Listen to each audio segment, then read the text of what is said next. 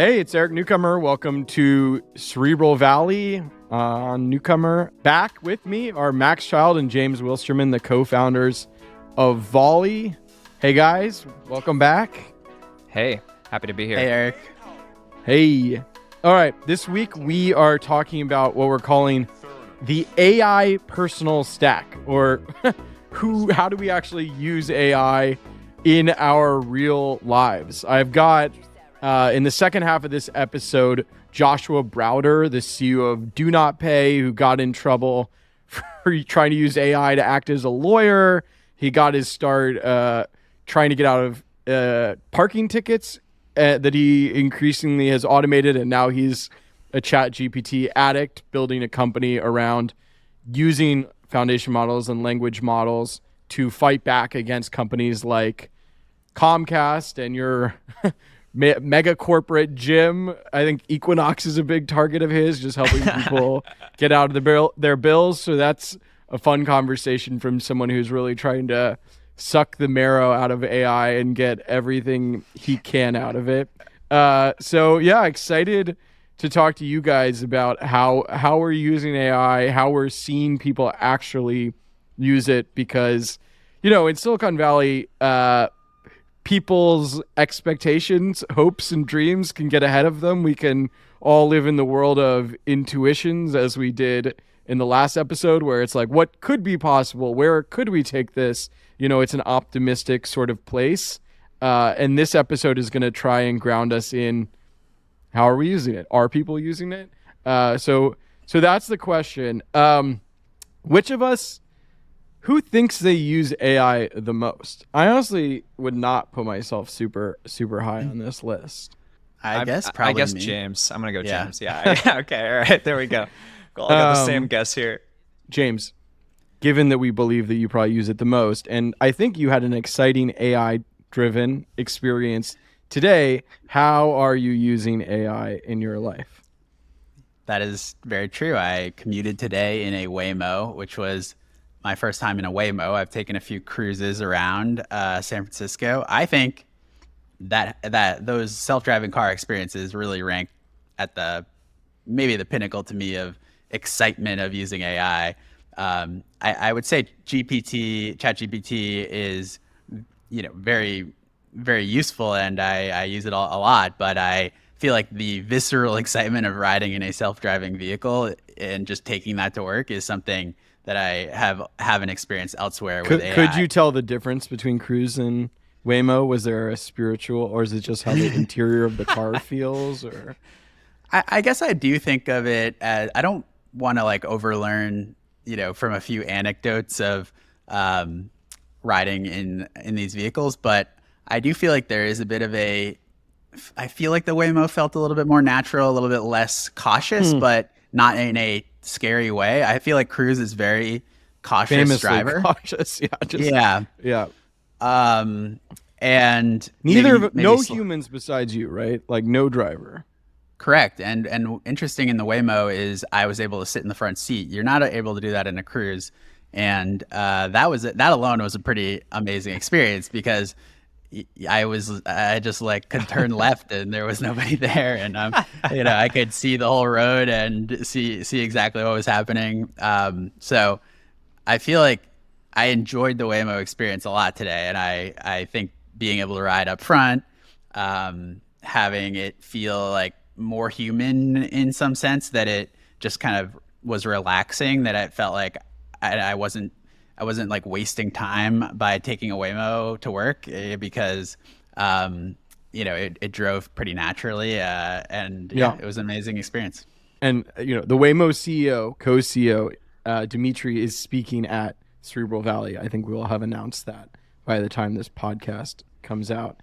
Yes. But so very excited to hear more about very that. Excited as well. Other uses of AI. Yeah. So definitely, I've already talked on this podcast about using ChatGPT for just creative kind of brainstorming and exploration. I think that it's very effective at creating kind of internal documentation or early drafts of it, or getting you started on that at work. And then I also think that the code side is really really important here. A lot of Volley engineers are using ChatGPT in their day-to-day experience coding at Volley. And what that looks like is pretty interesting because it's primarily kind of bouncing between your IDE and IDE, ChatGPT, your developer independent development environment. integrated development environment, where you code basically, and bouncing between that and sort of ChatGPT, where you might ask for an architectural advice or even paste code in or ask for some code. And it used to be you Google Stack Overflow, blah, blah, blah, and they'd copy and paste it there. Exactly. Right. And it's a really similar experience to when I was learning to code. And I think what is interesting is a lot of even more junior developers are the most eager to kind of explore here and just use ChatGPT because they want to learn quickly. And, you know, they were going to Google it anyway from Stack Overflow. So I think that is a huge change in how especially junior software developers are working today. And obviously the promise there is like integrated code environments where... Yeah, and there is a startup called Cursor that has a integrated IDE. And I know you guys GitHub, paying for that? No, we're not doing it. We're not using anything like that other than GitHub Copilot, which is, I think, you know, I use GitHub Copilot. It essentially is autocomplete for code. And I would say it's useful, but not revolutionary, not game changing. It maybe improves your kind of speed by, 5% or something. Anything else? I actually will give you another one, which I think is really interesting. I am a new father. I had a newborn born about a month ago. And congratulations. Thank you. And I find ChatGPT to be really incredible as a parenting assistant, just being able to ask questions like, when should I expect my baby to be able to see certain distances, right? And I could Google that and I'd get different sources and, it would be, something I could research, but I basically don't need like a precise answer. And ChatGPT is able to give me, hey, here's how this might look over the next month, 2 months, 6 months, right? That's just really convenient to be able to ask a question in open-ended natural language like that. All right, Max, what about you? How are you using? I mean, a lot less than James, so I'll move through this in a hurry. I would say, one, I occasionally have it write like memos or long form emails for Volley, but again, I would say only in the case where I'm okay if it's like B+ quality output, because if it really has to be an A or an A+, I feel like I have to do it myself. And then I dictate like texts and emails and messages like quite a lot. Like I would You're say like an old man. Yeah, I'm like an old man. I mean, I have a kid too. I'm in my 30s, so that's old enough. Yeah, I would say at home I dictate a lot of texts and messages into my phone, and I now think that like Apple's native dictation is like 98% accurate or whatever you want to call it. And if I want to dictate a couple how do you sentences, actually do it? Sorry, you just hit the little microphone button in the bottom right of the keyboard, and then you just start talking right away. And it turns into text. Turns into text. It's pretty fast and it's pretty good. So I do that a lot. Other than that, I mean, yeah, I sometimes use like some of those image generators for internal, slide decks, but that's usually almost as like a joke because they're sometimes hilarious. So, I mean, that's kind of it. I am playing with some of these newer apps that are based around image generation. Like I think we talked about Can of Soup, which was like a very hot YC company that just came out that is basically like Instagram for image generated content. And so every day they send you a push notification that says like, Max riding a giant chicken like in a cowboy hat or something, and then you click on it and it generates a photo of you riding a giant chicken on a cowboy hat or wearing a cowboy hat. And but do you use that every day? Did you use that? I clicked on that. I don't think I'm like a daily user, but I've used that a couple times a week because they're pretty good at sending you prompts that just sound funny.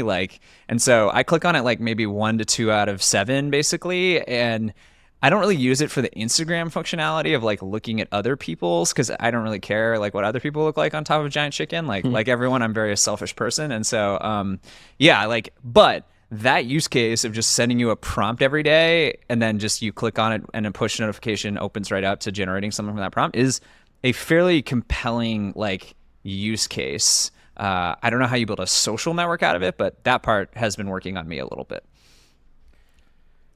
Eric, How do Yeah, you Eric. use- Eric? So Eric, how do you use AI in your daily life? I mean, I'm probably the most disillusioned with ChatGPT. I mean, credit to the AI that in the beginning, when image generation was new, I used some of it to illustrate my newsletter, which is not, that's significant. It would probably cost a lot. I get access to Getty images through Substack, so I don't have to agonize about the price of images, but there's meaningful value to that, and like it's a big editorial decision to decide to put it out. Though I do think there was a period where the aesthetic of AI was cool, and sort of, even if it was bad, it was showing that you were doing sort of AI stuff, and eventually obviously the images need to stand on their own and be great. And I just need to be better at prompting, and I think I'm just not like expert level, and it's not worth the energy to use it.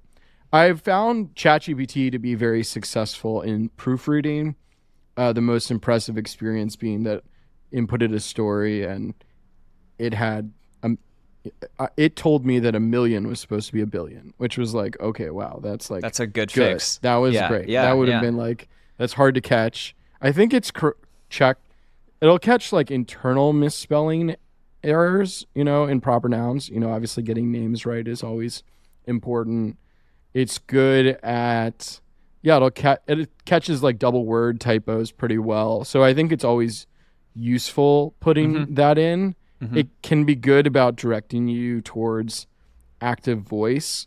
But I feel like as soon as you start asking for subjective advice, it gets pretty bad. And like, I don't. To clarify, is that 3.5 that you're using? No. Not 4. Only 4. I find 3.5 Okay. terrible. Like I thought you said you gave up on paying for it. I was paying, and then I gave up. So I just returned to relying on humans to proofread. But now because we're recording this, so I did give it up. Like partially just frustration that like I perceived it to be getting worse, though I'm not sure what I actually think on that front.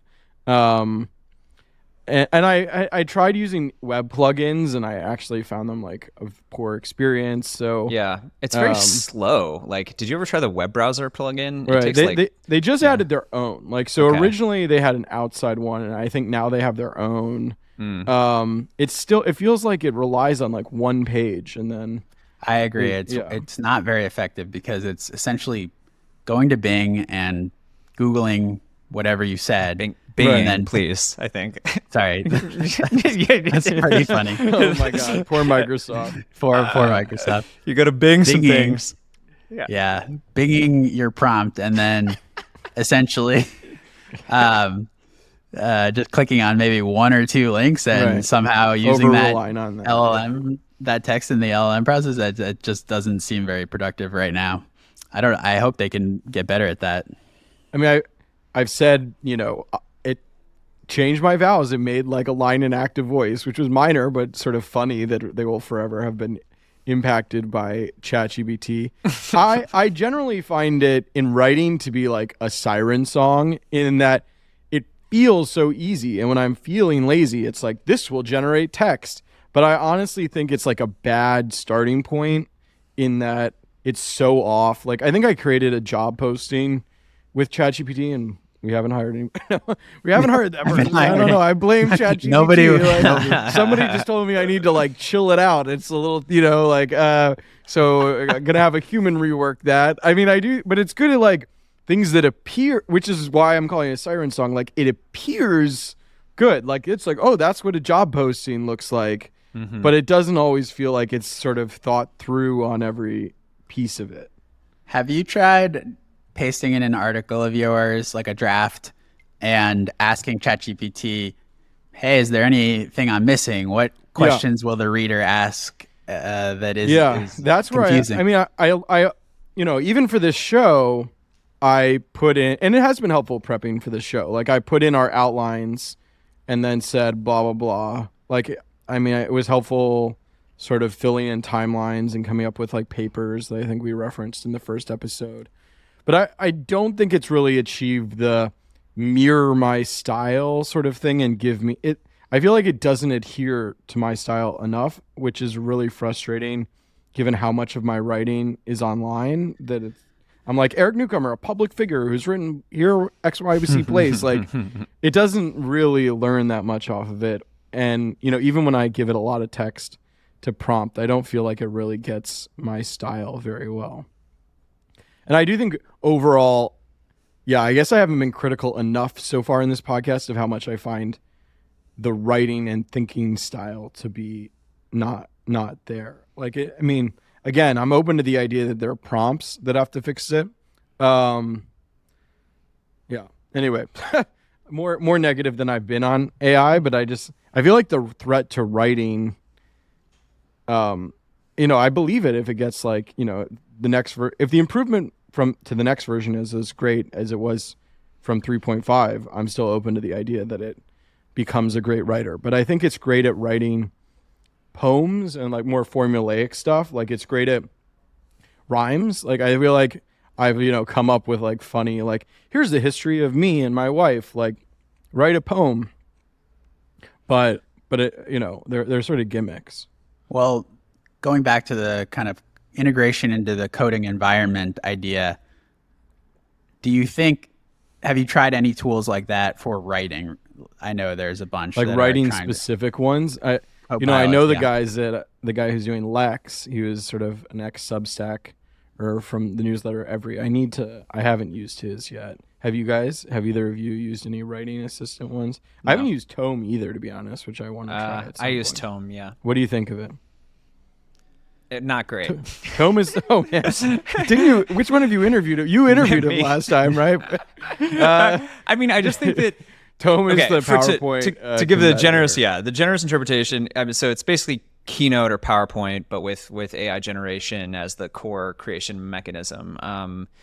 It was impressive demo. I think it felt like a very cool demo for, again, I think it was more the middle school, high school level of output, not even the college level of quality. And so if I were like in 6th grade and I needed to make like a book report about like Yosemite National Park or something, I think it's like a killer use case. For the record, that is what the CEO basically said was like the core use case was like homework and such. So, not to give him a hard time, but as like a professional, slide deck creation tool, it was really not there. Like what was missing, I guess? I would say, to come back to this text generation being the big issue, like the content on the slides was really, really kind of empty and banal, right? It was like it was the most sort of vague, like tautological bullet points like in the slide deck. And then it was putting in generated artwork, right? Which again, I used this like 4 or 5 months ago. So it was like pre the last 2 generations of Midjourney or whatever. But the AI generated artwork was like really bad in like March and April. And so you were like, well, I could never use this in a real presentation. And so at some point it was sort of like the only thing this tool did for me was like make 10 slides and like put essentially bullet points that I'm gonna have to rewrite on them. And so it was like, I could do this by copy pasting slides in a normal presentation, framework. And that's what I would And have. in some cases, having a starting point can be helpful, but in other cases, it just sort of constrains your thinking unnecessarily. Yeah. Even if it doesn't constrain my thinking, to your point, it's sort of a siren song where I'm like, oh, cool, someone else is going to make my slide deck, and then they make it slide deck, and I'm like, okay, well, I can use about 10% of this, so I'm not really sure why I did that. I do think it's good. It's good at cutting things. Like, I think when people are overlong and you put a lot of text in it, it can often strip away useless stuff. Sort of the summarization use case, or I'm very excited about. Again, I think it's a great, and we've sort of centered on this, it's great knowledge delivery tool, like souped up sort of Google experience where Google was moving towards giving you the answer when you searched instead of directing you to a link like this, like James was talking about with his child. Like, I feel like it's great at sort of quick, like, I wish there was like a likely accurate score, because it does feel like what if 1 out of every 10 of these is just like it's hallucinating and just making shit up. I feel like humans, including myself, I'm willing to accept. My daughter's in trouble, is what you're saying. I know, but we're willing to accept like, oh, it's wrong 10% of the time. That's better than a lot of people. But then you just you don't really know which ones were wrong, so until we get Right. burned. Yeah, the confidence score would be helpful. Yeah, I Right. definitely have never asked GPT for help with my daughter because, to your Wow. point, like if I'm like playing Russian roulette, where it's like, oh, like 1 out of 10 of these is just wrong, and I'm gonna like take that away from my childcare.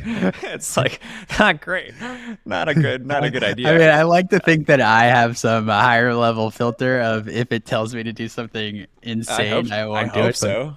Yeah. I mean, it's pretty good at plausible bullshit, though. I mean, that's the thing. Like, it's really good at making wrong things sound plausible. All right, let's get out of our narcissism and think about how other people are using it.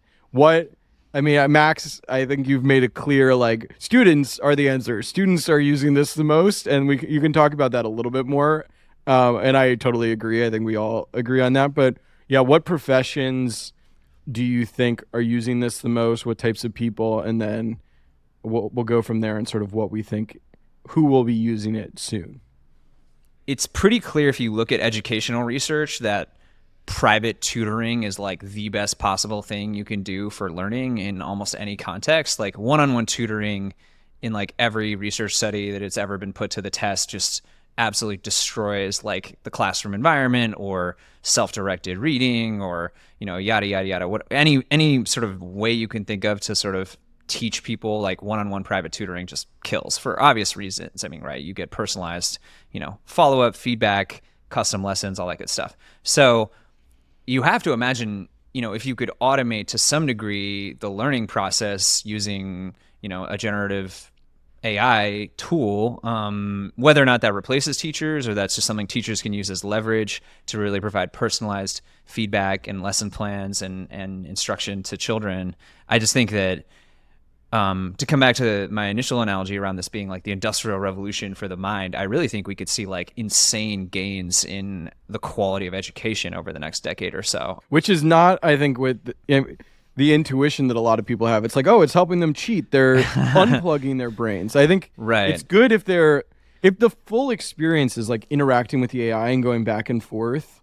Mm-hmm. And especially, if the AI is set up to actually instruct, so it knows when to be withholding and not just like give every answer, that feels very powerful. But I do think the threat of it's easy to pretend to learn is like a real one. And I'm open to it going either way. I don't know. I mean, this is sort of the Wall-E, like, are people just going to be like laying back as the machine sort of take over? But I think that might be slightly over-indexing on like higher education, right? I think that if you think about what you learned up through almost like 8th grade, right? A lot of it was like math, like addition, subtraction, multiplication, and basic algebra, right? Phonics, like reading, right? I think reading comprehension can also be tested in person.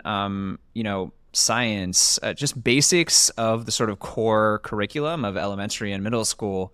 I don't think like necessarily is going to be substituted for by like, oh, I need to dump an essay prompt into ChatGPT, right? I mean, I think ChatGPT is obviously super good at the like, give me a 5-paragraph essay about Jane Eyre and like what the various symbolisms, in chapter 4 are or whatever, right? It's incredibly good at that. But that's sort of like a pretty narrow subset of what I would consider like almost all education all the way up to the college level. So I think that if you can give people private instruction on how to add, or like, really basic phonics and reading comprehension and grammar and sentence structure and, science, geology, whatever, like all this stuff that you learn, especially under the 5th or 8th grade level, I think it's hard to imagine we couldn't make really, really big gains in that area. And, especially if you look at the United States where we fall short, a lot of it's just like making sure everyone reads really well by a certain age, right? And I think AI could be pretty helpful there, particularly with voice and audio as like a multimodal experience, not just text. I'm going to offer a provocative one. I think, have you read the book Bullshit Jobs, or like this class of tasks? Read a review of it. Yeah. Yeah. You're like, I dismissed it out of hand. No, I mean, I would think you'd be sort of, you'd buy it. I mean, the idea is, that there are a ton of white collar jobs mostly that exist to sort of just move things around, don't create real value. Like a lot of, corporate law, I think, is like a key one. Some of HR, just a lot of where is the real value versus just imposing a tax on a system that both sides have to pay. I mean, I think sort of not top tier marketing necessarily, but I think the sort of low tier marketing is obviously a case that I put in this bullshit jobs category, where it's sort of it's somewhat derivative, like you really don't need to, hopefully artists are coming up with many of the original ideas, and so you're trying to sort of be in touch with culture and pull something. What do you mean exactly by low tier marketing? I guess because like I just mean people who are just. I think obviously I mean, I think there will be an AI Super Bowl ad, but I'd put that in sort of a sure. It will be like the creativity of it. But that's going to be reviewed by a human, right? I mean, like if there's an AI Super Bowl. But I'm saying like, okay, somebody's like, I'm putting up a website for our company and we need to explain all this stuff. And you read all that copy and it's just like, this is like, nobody paid somebody who's like great at writing to do something novel. They're like, what does website copy look like? What does our company do? Let's create website copy for us. And so then if that's your standard of what you want, you just want to have a website that has things that are not wrong. I think ChatGPT and other similar products will be able to deliver that. Yeah, I think you're right. I just would push back. So I probably would have like fully agreed with you like 5 years ago, but now having run a startup and experience a lot of these things that people consider to be bullshit jobs, I think the thing that you maybe don't realize, having been like close to the metal on like putting up a website or whatever, is there is actually quite a lot of people in the world who will sell you the service of putting up a generic website that will do a pretty bad job, like a worse job than you're describing as a sort of like, an AI quality or a low tier quality output, right? People will like literally not even deliver at all, or they will deliver something that's like grammatically just incomprehensible, or they will deliver something that's grammatically comprehensible but really quite bad and does not describe what the product does. Right. So you will encounter like just a staggering number of services. Amount of people that this could cover is much larger than I'm saying that, but I'm saying in the end, like the leverage point ends up being like the person who can look at the really bad version of it and be like, well, actually, there's like a mid-tier version of this that we could just get an AI to do, right? And go get the AI to do it, and then decide that that's actually good enough for showbiz to go on the website, right? So I'm just saying, like, I think that the humans can always sort of move up the stack, I guess, until we get to super intelligence or whatever. But like, where the key job is deciding what is like good enough output, not like creating good enough output in many cases, I guess I would say. I mean, a core question to me is like, from what you're just saying there, is does AI make dumb people smarter or smart people higher leveraged, like in the most brutal way? Like, is it, and it's not just smart and dumb, but like in your case, it's like, does it help the person with taste do a ton of jobs, or does it have the person with sort of poor taste or like bad execution skills, but maybe they know it's not good and therefore they can do better? Like, I think a lot of the takes have been, it helps sort of the person who needs more help. Yeah. But there's also this argument that it's scaling people. I think it's different on taste, I guess, but I do think the early academic research that's coming out is showing that, I think they gave it to lawyers who were in law school, basically, and they let them use it on their tests, essentially. And so they had a curve, everybody kind of knew what their grades were going into the AI assisted test, basically. And it did pull up the bottom half of the curve quite a lot. And then the top half of the curve, maybe a little bit, but not a huge impact. So at least in the law, and I don't know if this will be different in more, different types of fields, more creative fields versus more structured fields. It's a little bit hard to predict. But in the case with the law, where there's sort of clear right and wrong answers, and there's value in having massive text digestion machine, essentially, which is what these LLMs are, right? It seemed like it was helping the bottom of the curve substantially more than it was giving like a ton of leverage to the top of the curve. I would also add, this kind of reminds me of an analogy with GPS. I forget who said this originally, but we went from an era where we were to navigate. We had someone maybe in the passenger seat just pulling out maps, and they could actually help navigate in natural language and, get you to where you wanted to go. Or you had to pull over and, pull out the maps yourself.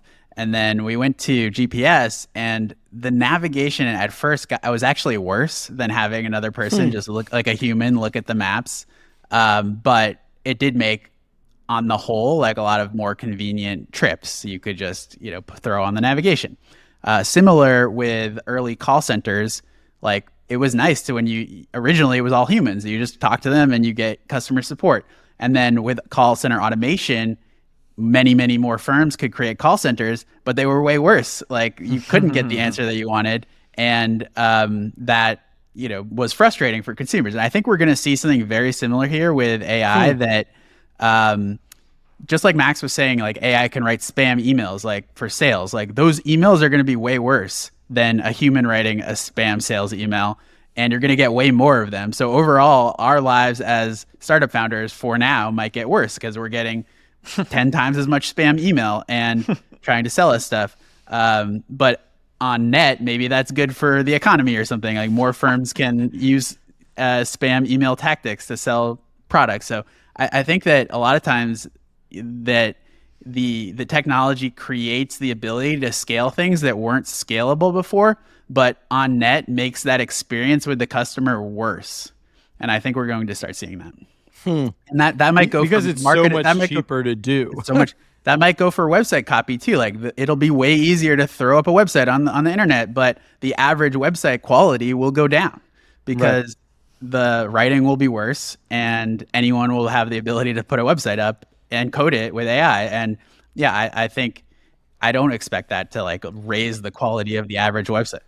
That ties into Max's tutor point, right? I mean, it's democratization. It makes something that was expensive, private tutoring, cheaper, and possibly the original quality is lower, but way more people can access it. One last point on the website topic, actually. There's just a very funny story I experienced where I talked to an investor, and he said one company in his portfolio had used GPT to create 8 million websites, 8 million web pages, essentially, that were all meant to essentially attract Google search traffic, essentially. And then they would use how many clicks those various pages got to like decide what the next thing is that they should work on or the next thing they should create as their company. So essentially, like, yeah, they were very early on this, like, we're going to just like absolutely just like carpet bomb any keyword imaginable that is remotely related to the business, and then figure out where the user traffic is and essentially use it as like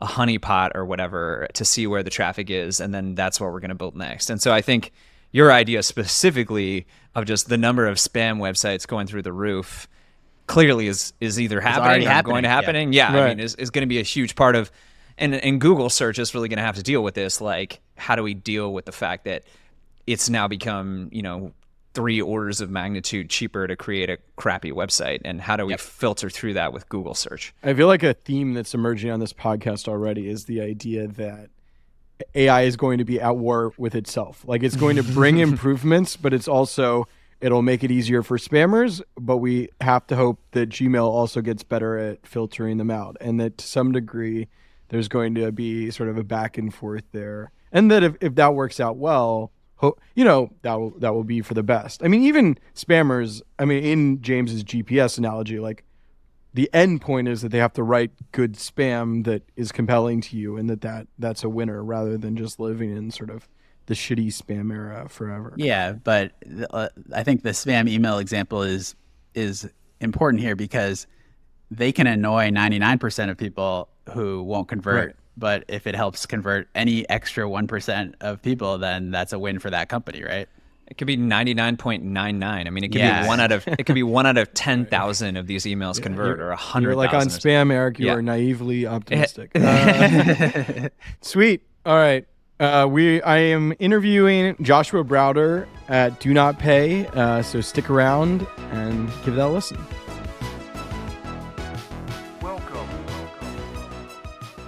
Joshua Browder, CEO of Do Not Pay. Welcome to the Cerebral Valley podcast.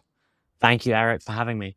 Yeah, I mean, I You've had such a great journey. I think some people might be familiar, just from Twitter following it, but can you talk about, I want to in this conversation really focus on what Do Not Pay is doing in AI, but like you've got such a great journey. If you could just give a little bit of the sketch of how you get into this world of helping people fight, bills, traffic tickets, everything.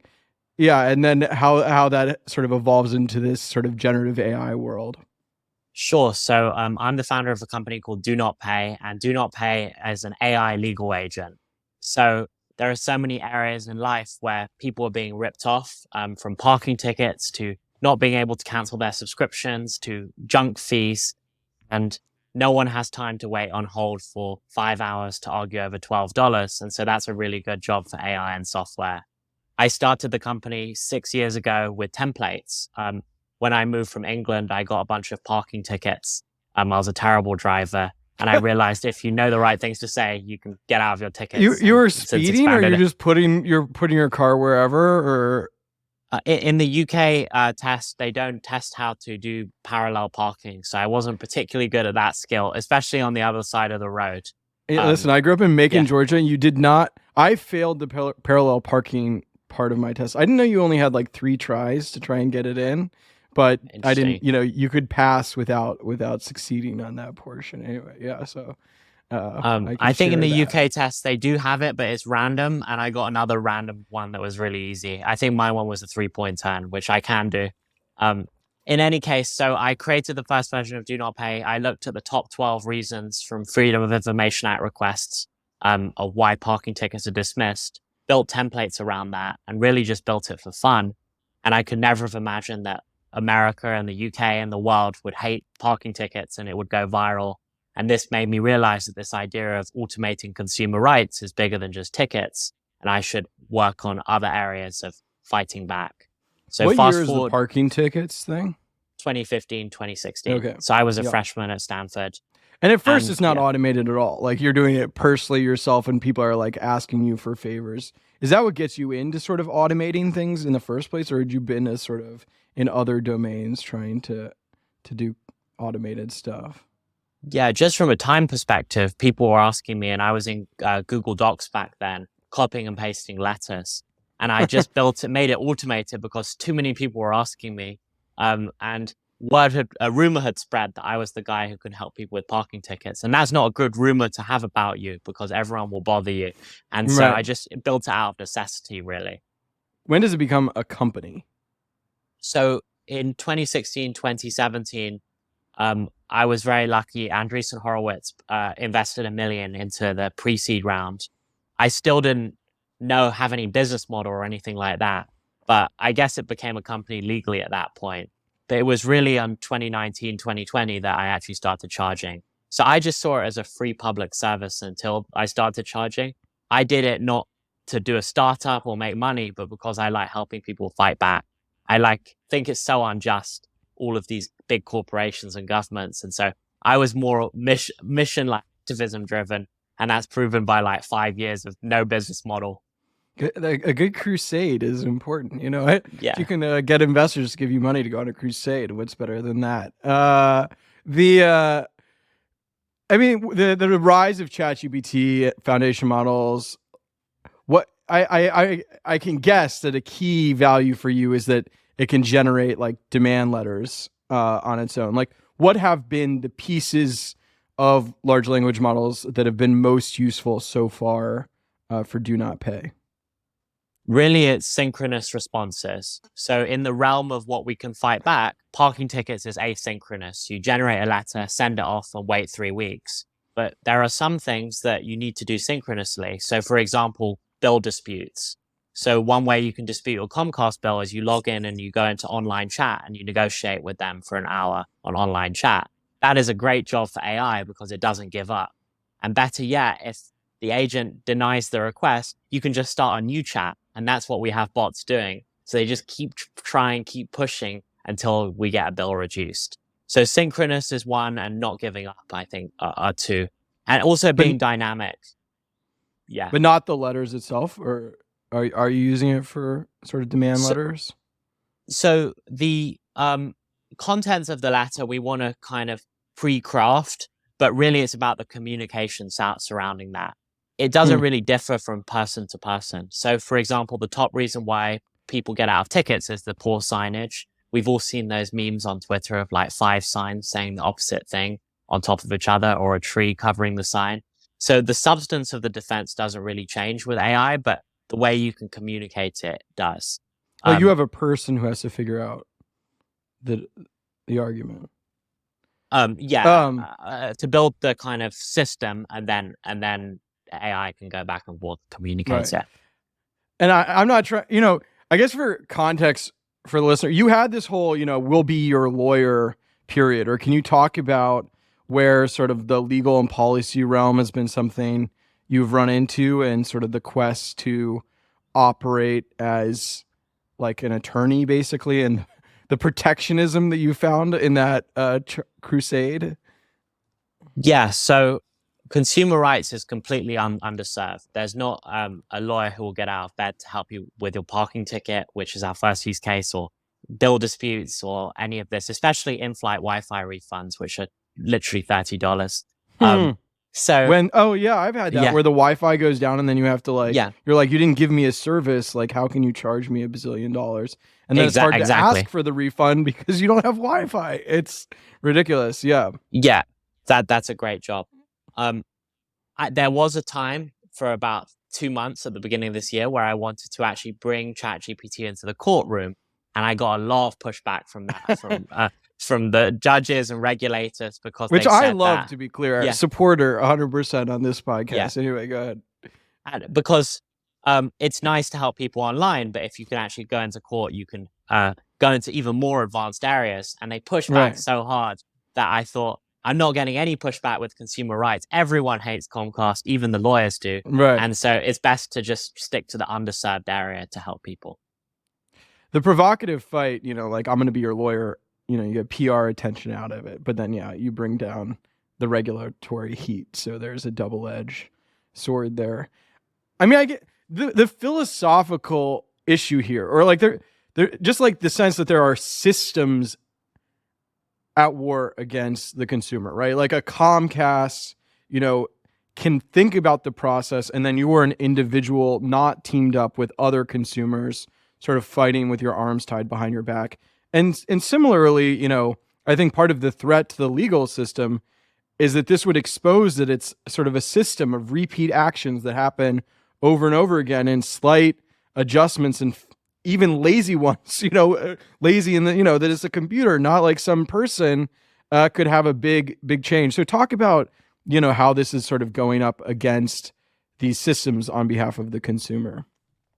My most optimistic view of AI is it will end dark patterns. So right now we have this problem in society of concentrated benefit but spread out harm. So what I mean by that is Planet Fitness can make it super hard to cancel and charge 10 million people $30. They make 300 million, but the average person is only getting $30 taken out of their account, so they find it very difficult to fight back. And with Planet Fitness specifically, in most gyms, you have to actually sign a physical legal letter and mail it to cancel. Insanity. And so all of these hoops that these big companies make you jump through, AI can jump through it because it doesn't require a salary and doesn't have anything to do. So you can get it to do that. And then all of these kind of systems that prevent people from fighting for their rights can go through. Another example is privacy. There's an amazing law in California, the California Consumer Privacy Act, but it's largely been a failure because no one really has exercised their rights. The law says that you can request to delete your data or not sell your data, but no one has time to fill in all the forms. We have AI go in, send 1,000 requests to every data broker on behalf of consumers. So I think AI will really help level the playing field and give power back to ordinary people to fight this concentrated benefit problem. So can you talk about like the mechanics of using AI? Like, is this ChatGPT, or what are you finding right now that's the most useful to you? So we're mainly using the GPT-4 API. So for example, with Comcast, what's interesting is they're also using AI. So the two AIs are sometimes chatting with each other to negotiate. They're already at war, yeah. Yeah. And it feels like we're making so much progress every few weeks and months with the new releases. So the biggest was when GPT-3 upgraded to GPT-4, it became a much better negotiator. So with GPT-3, Comcast would be like, okay, I'll give you $20 off your bill.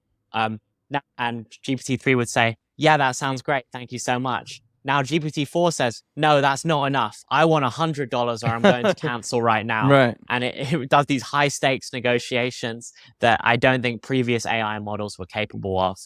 And then the thing I'm really excited about now is the multimodal stuff.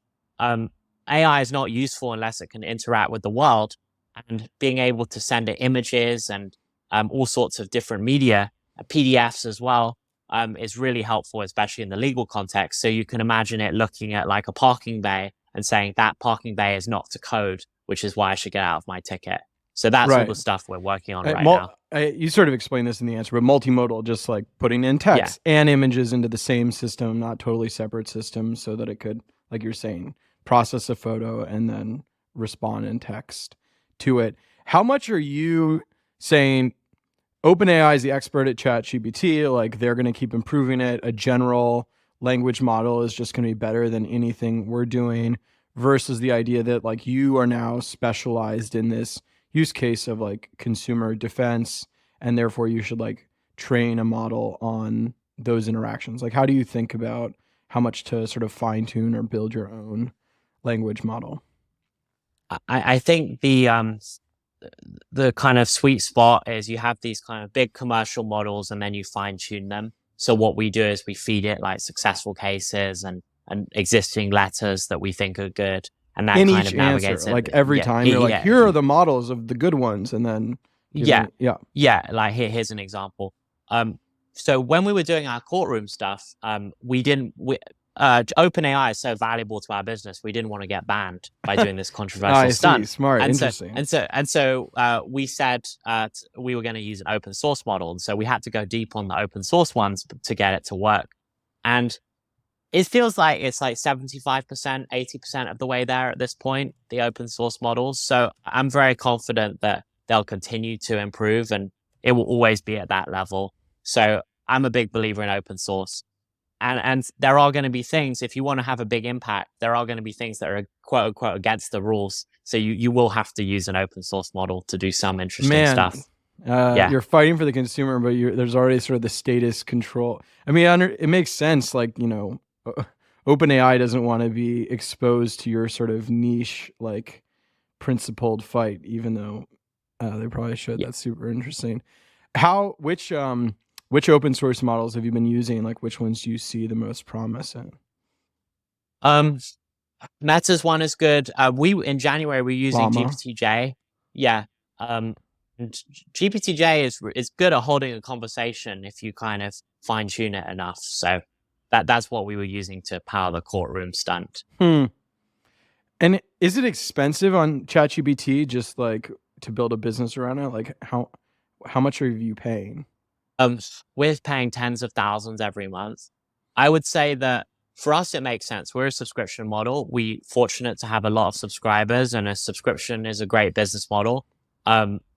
There are some things they don't do these great demos on Twitter, but we're thinking as a do not pay team, this would never work if it wasn't in the do not pay business model. So one example is every few months, someone comes up with an idea of ChatGPT scanning websites for terms and conditions, whether it's good terms and conditions or bad. And probably each scan maybe costs 2 cents or something along those lines, 1 or 2 cents. I don't think that's something consumers would pay for. Imagine if you're being charged 2 cents every website you visit. So there are some things that don't work with these.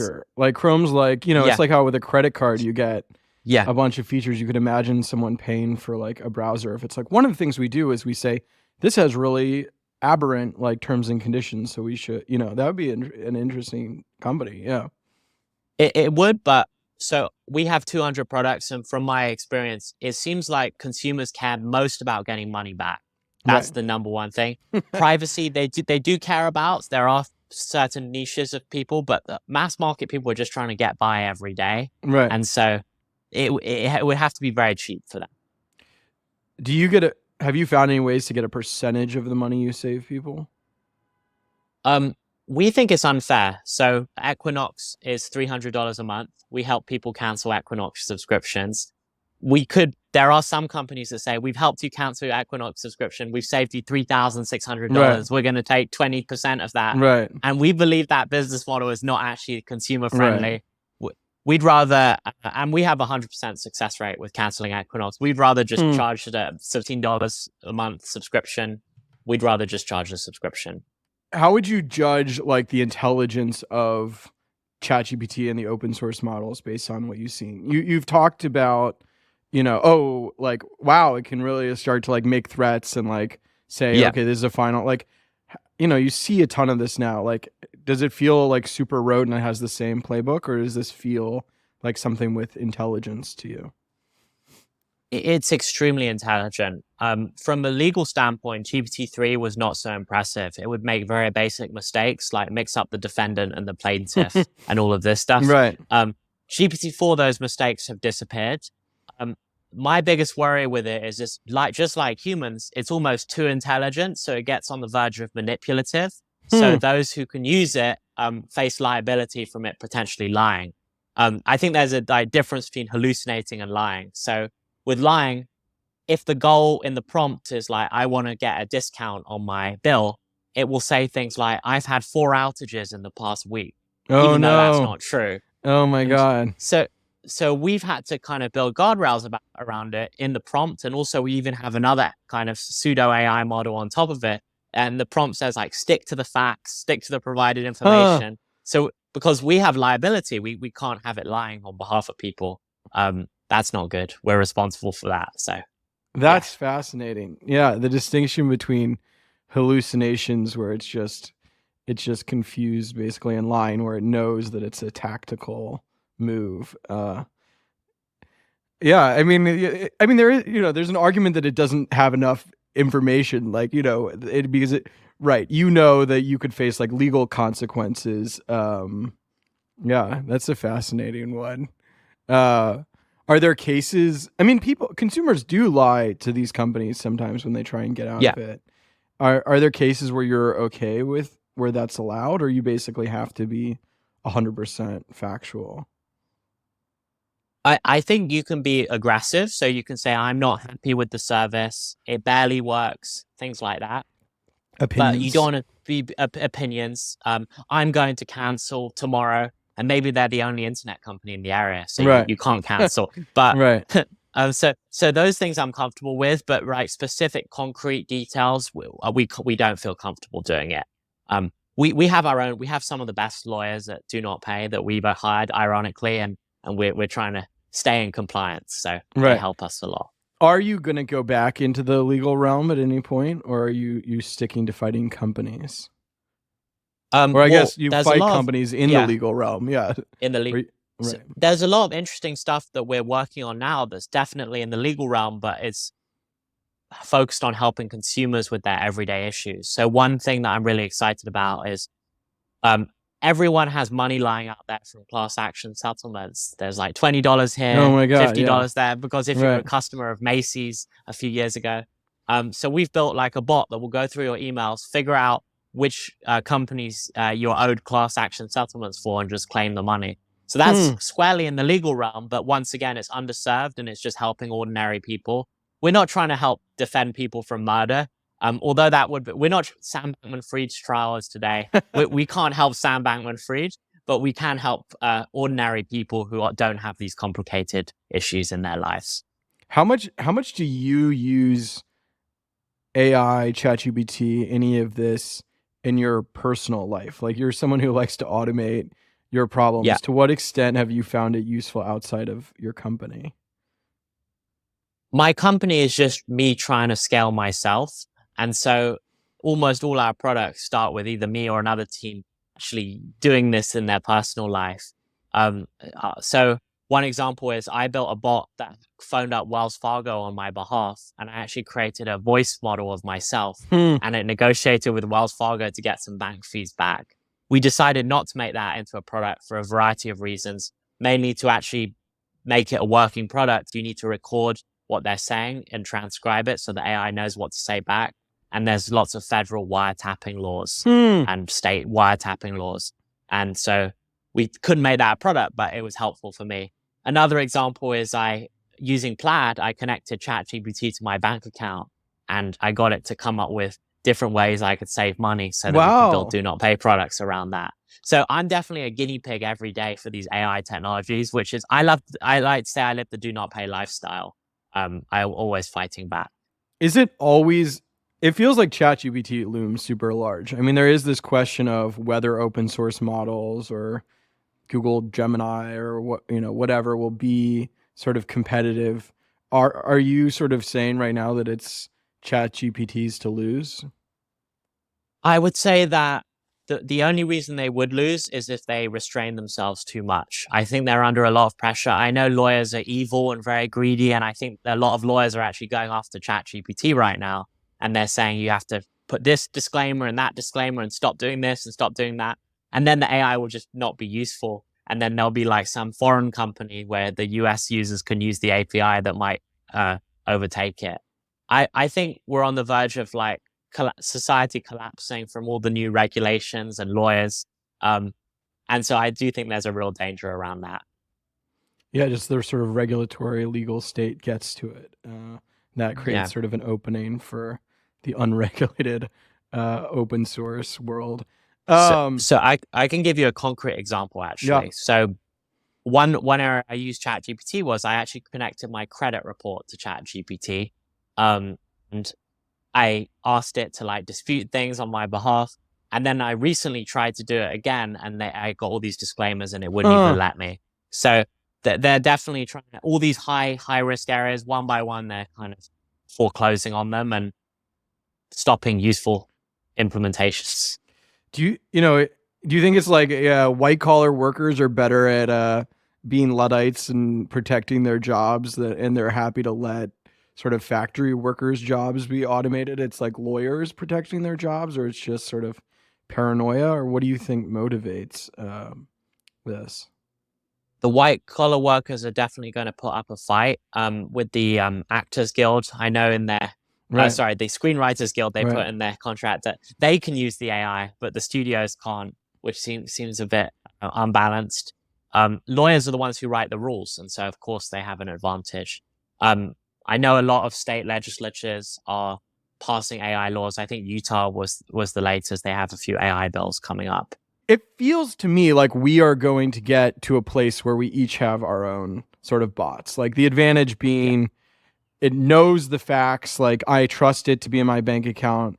It sort of has the data advantage on me that it has the full picture, sort of train the personality around how I like to interact with people. A bazillion reasons. Do you see that as a threat to you? You're in some ways like specialized around a set of tasks, but if you're going to be, do you think you'll be competing against a different model where it's all about the person and therefore they do a lot of stuff? We've thought about this for a while, because consumer rights, what happens if Google just build an assistant that do all your consumer rights for you? And you're right, it should be just part of a super assistant. Fortunately, we are so anti-authority that we're willing to do things to help people that they love that big companies won't. I imagine that Comcast is a huge advertiser on Google, and so they're not trying to be too adversarial. And so we think of things like adversarial AI. So plugins is a great example. When ChatGPT released plugins, a lot of people, and we thought, is Comcast going to build a plugin to lower your bill? Or Planet Fitness going to build a plugin to cancel your subscription from ChatGPT? And I think the answer is obviously no, because it's adversarial. And so this adversarial kind of use case helps us. I think what's going to happen is there'll be these niche application layer on top of these general assistants for these specialized areas that require either a different brand or some specialized expertise that Google is not willing to take on.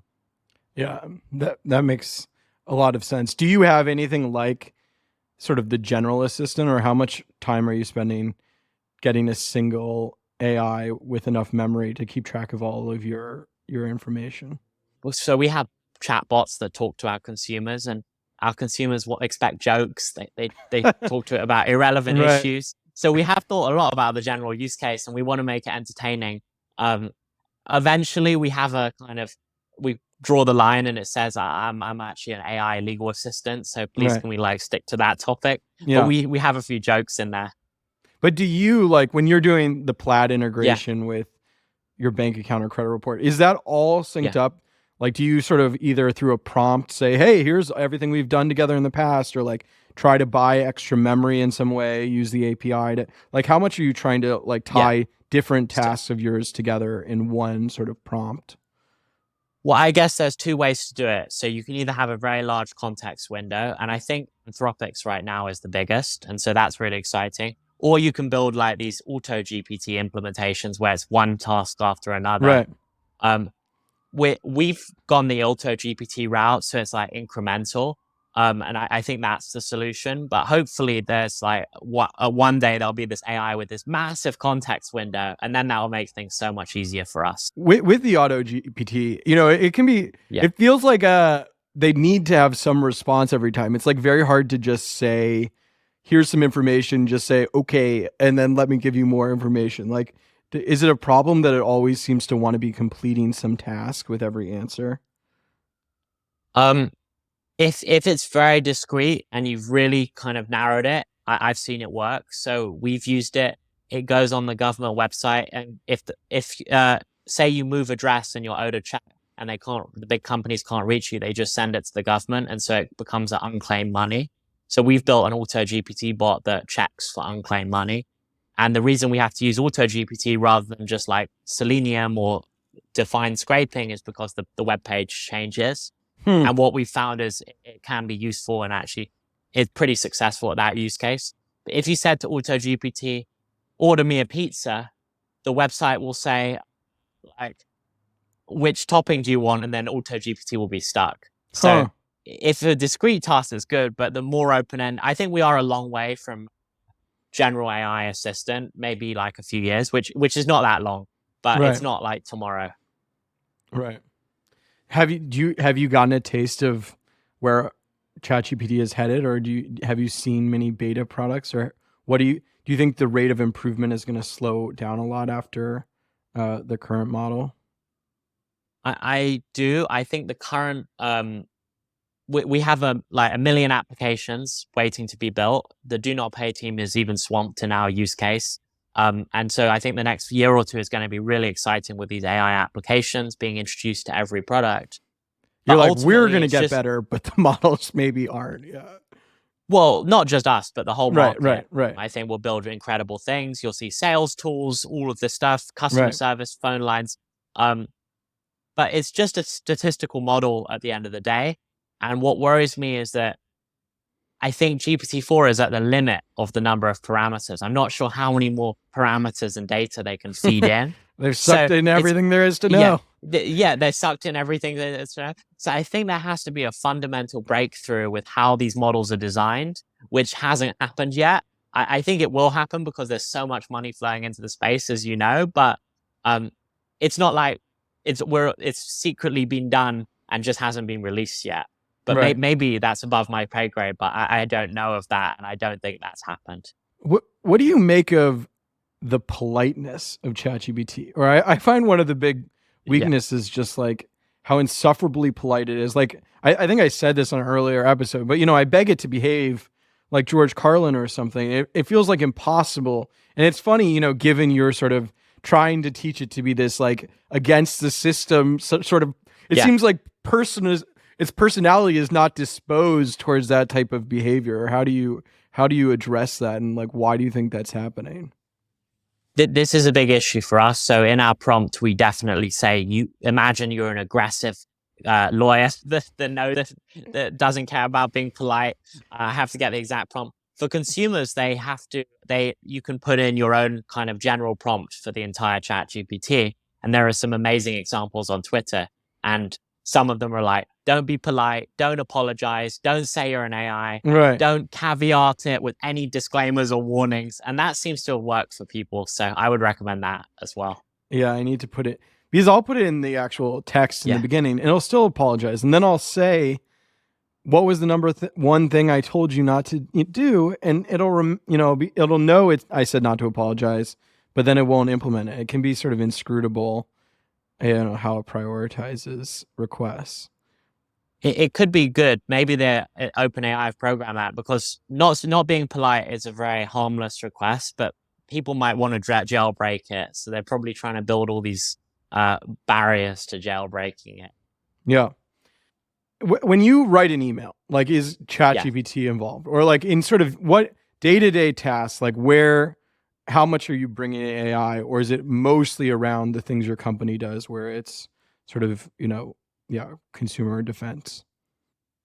I think in kind of communication, people can tell. I think there's this insult going around. We heard it during the debates. I think Chris Christie said to Vivek, "You sound just like ChatGPT," and I think that's an insult. And I can definitely tell. I have a family member. She asked for my help. She's writing something important, and she said, "I use ChatGPT," and I said, "I can tell." Right. So I try and not use ChatGPT when I'm writing an email to people, because I think it's so inauthentic, and they can definitely tell. I do use it in other areas of my life. I was playing pickleball with my friends, and I asked ChatGPT to create a pickleball tournament for like 12 people and do matches, and it does things like that very well. But if I was speaking to someone, I would never use it at the moment. It's good for transactional tasks like negotiating a bill, although I'm biased saying that. But it's definitely not good sending really high stakes communication where a personal touch is needed. In the broadest terms, like the difference between it being an assistant to an accountant type person versus being an accountant, just being the agent itself versus supporting people. What's your general view on how close we are to this is like a total AI problem with maybe a light human supervision versus just continuing to help professionals who bring in the AI to support, their professional work? A few weeks ago, I asked ChatGPT to add up 10 numbers, and it got the answer wrong. So not close. no special, just literally 10 numbers. Right. It's actually not very good at math. People don't realize this, but it's good at language, but not necessarily math. Right. So I think there's going to be software tools where ChatGPT makes the experience amazing, like Kit, which is an accounting software for small businesses. I know they're using a lot of ChatGPT. I think accountants will use it, but given that it can't even add up 10 numbers on its own, I wouldn't trust it with my taxes yet. Yeah. If it can't add, does that mean it really can't reason? There's an argument that, it's just like, it knows the end you want, like get out of this deal with Comcast or whatever, and it knows what text that might, get it to that end looks like. But do you think it has like a through line of any sort of reasoning in its strategy? When you ask it something, it goes into its model and it says, based on all of human literature and all these parameters, what's the most likely next response? Right. And so if you ask it to add up numbers, it finds some math training data somewhere, and it just thinks, oh, okay, well, based on all the training data, this is the next response. But that's not reasoning. That's just picking something on a statistical model. And so that's why it can write a beautiful poem, but it can't reason to add up 10 numbers. Yeah.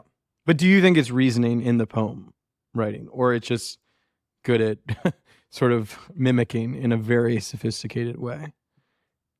It's good at picking, so it just has such a big option. It can just pick and throw things together.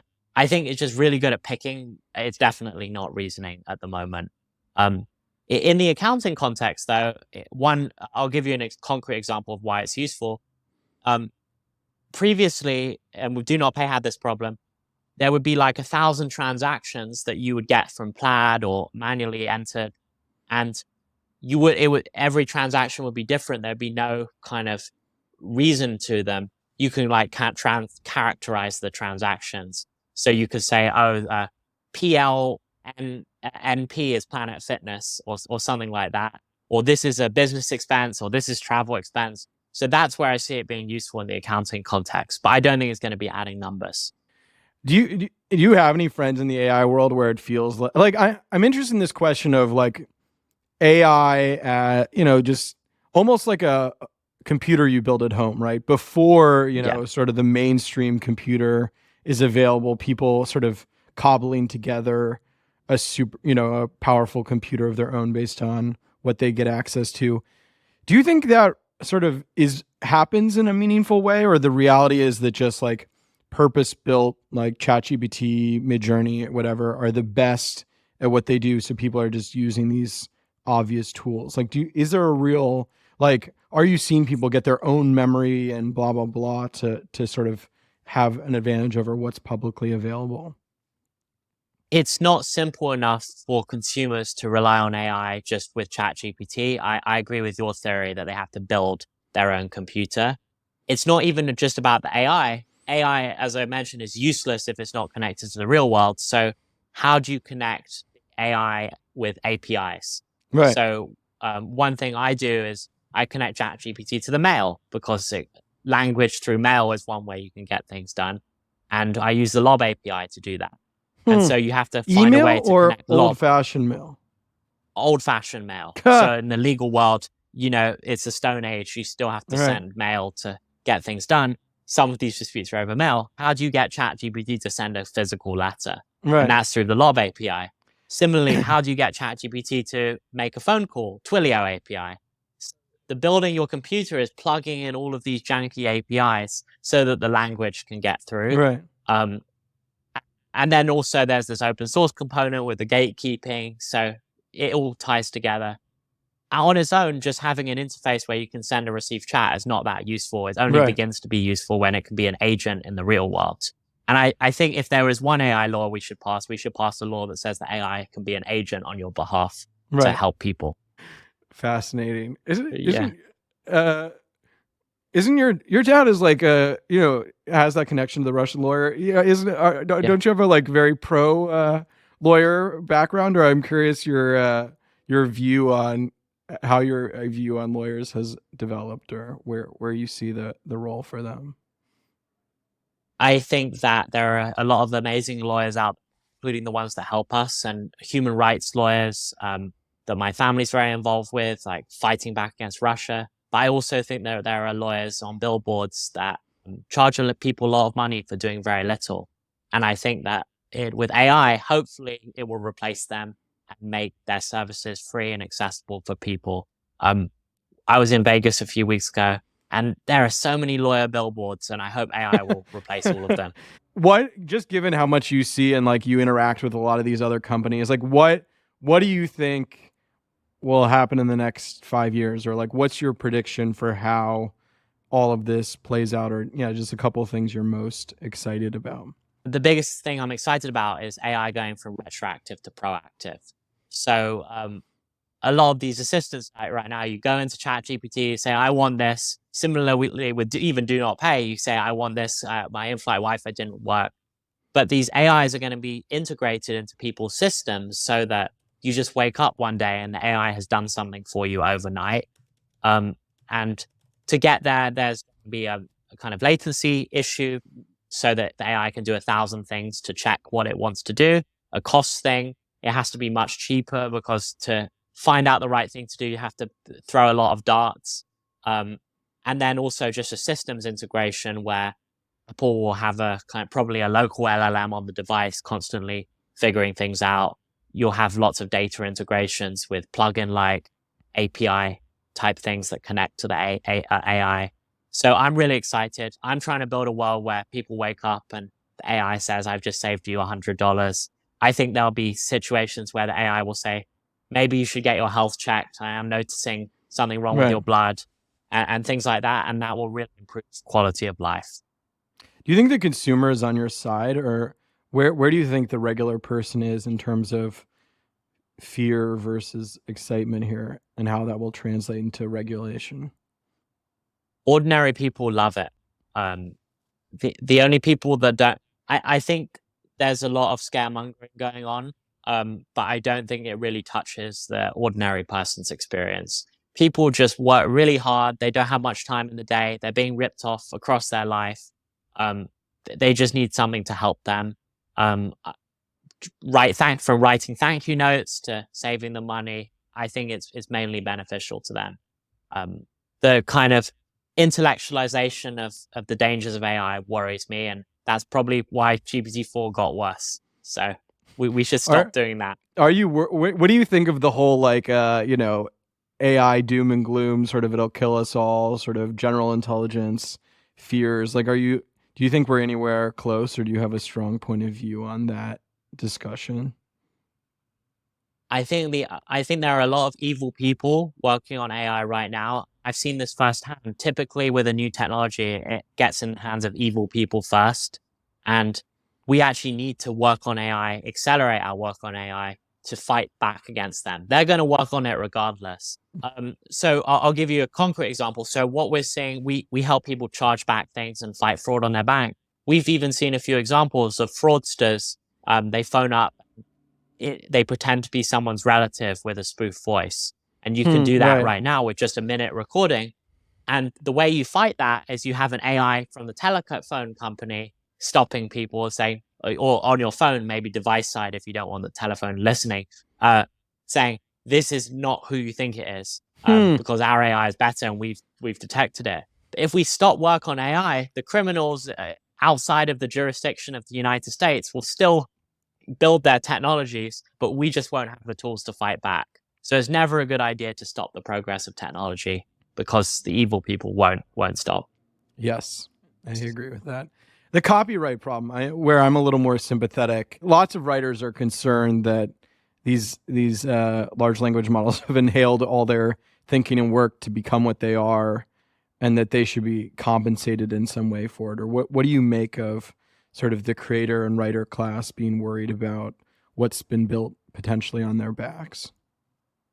I think that there's no practical way of dealing with it. No one knows how these large language models come up with their answers. And so perhaps it can list like 10 sources, but ChatGPT, every answer is more than 10 sources. It's a million sources or even a trillion sources.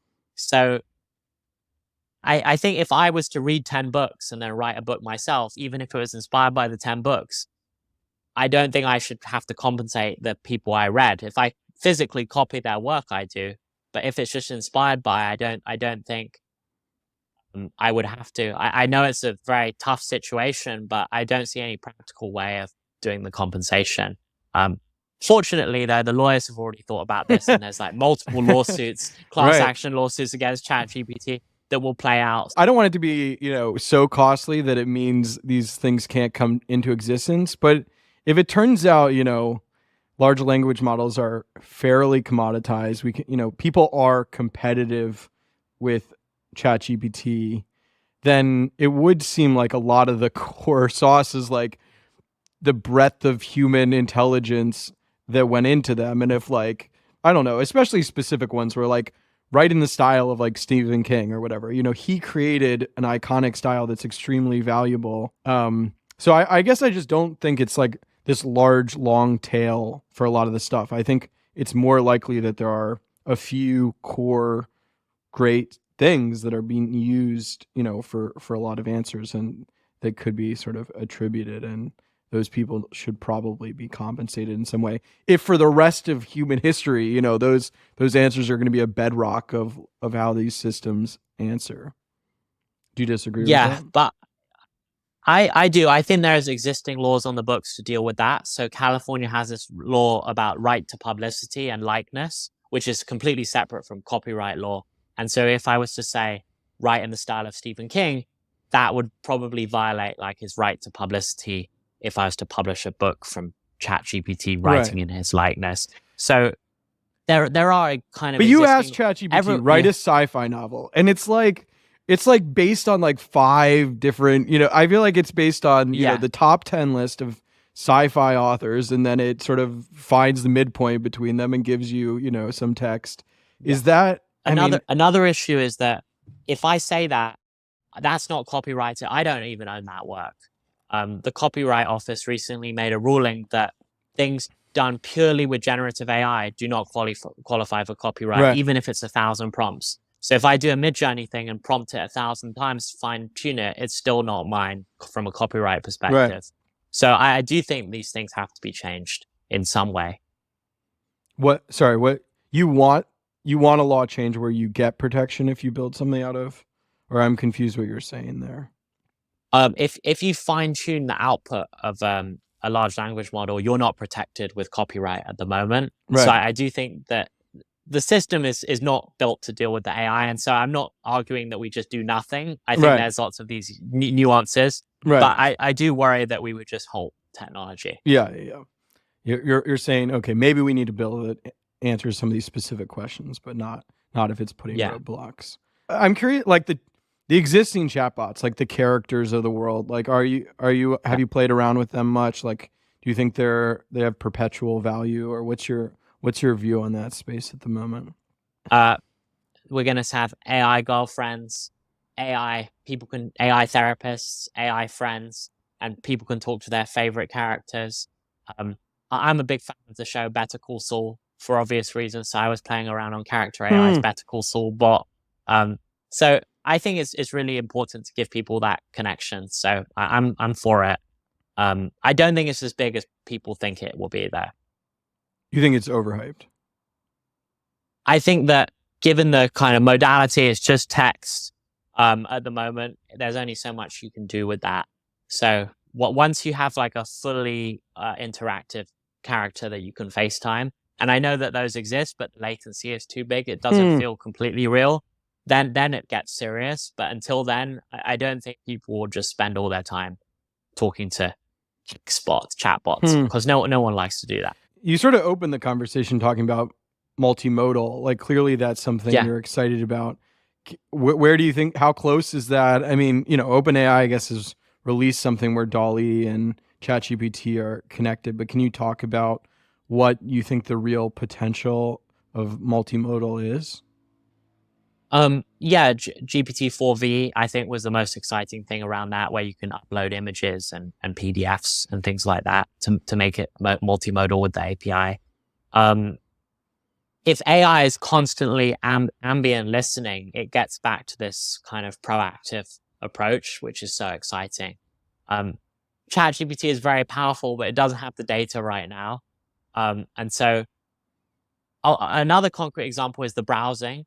So right now, the way ChatGPT browsing works is it takes the HTML of the page, ingests that, produces an answer, and that's why it's so time intensive. Multimodal fixes that. In the future, I imagine it takes a screenshot of the page, and then they can put any blockers or any anti-bot things. It doesn't matter. They've taken a screenshot.